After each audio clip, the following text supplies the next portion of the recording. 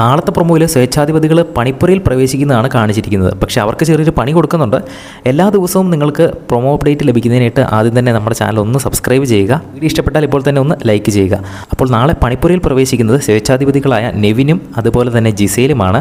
പക്ഷേ അവർക്കൊരു പണിയെന്ന് പറഞ്ഞാൽ അവരുടെ സാധനങ്ങൾ മാത്രമേ എടുക്കത്തുള്ളൂ. പിന്നെ ഫുഡ് ഐറ്റംസും എടുക്കാം, മറ്റാരുടെ സാധനങ്ങളും എടുക്കാൻ പറ്റില്ല. അത് അവർക്കൊരു പണിയല്ല, എനിക്ക് അവർക്കൊരു ബോണസാണ് എന്ന് തോന്നുന്നു. കാരണം മറ്റുള്ളവരുടെ സാധനങ്ങൾ കൂടി എടുക്കാമെന്ന് പറഞ്ഞായിരുന്നെങ്കിൽ ഇവരുടെ സാധനങ്ങൾ മാത്രം സെലക്ട് ചെയ്തു വന്നു കഴിഞ്ഞാൽ മറ്റുള്ളവർക്കൊരു നെഗറ്റീവ് പറയില്ലേ, ഓ അവൻ്റെ സാധനം മാത്രം എടുത്തുകൊണ്ട് വന്നു എന്ന്. ഇതിപ്പോൾ അത് പറയാൻ പറ്റില്ല. സ്വേച്ഛാധിപതികളുടെ ഇഷ്ടപ്രകാരം ചെയ്യാം.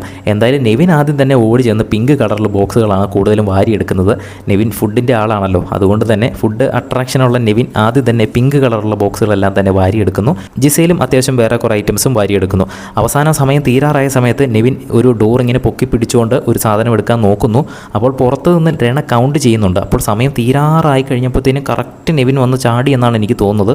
പ്രൊമോയിൽ നിന്ന് അങ്ങനെയാണ് വ്യക്തമാക്കാൻ കഴിയുന്നത്. എന്തായാലും നമുക്ക് നാളെ കണ്ടു തന്നെ അറിയാം. വീഡിയോ ഇഷ്ടപ്പെട്ടാൽ ഒന്ന് ലൈക്ക് ചെയ്യുക. എല്ലാ ദിവസവും ആദ്യം തന്നെ പ്രൊമോ അപ്ഡേറ്റ് ലഭിക്കുന്നതിനായിട്ട് നമ്മുടെ ചാനൽ ഒന്ന് സബ്സ്ക്രൈബ് ചെയ്യുക.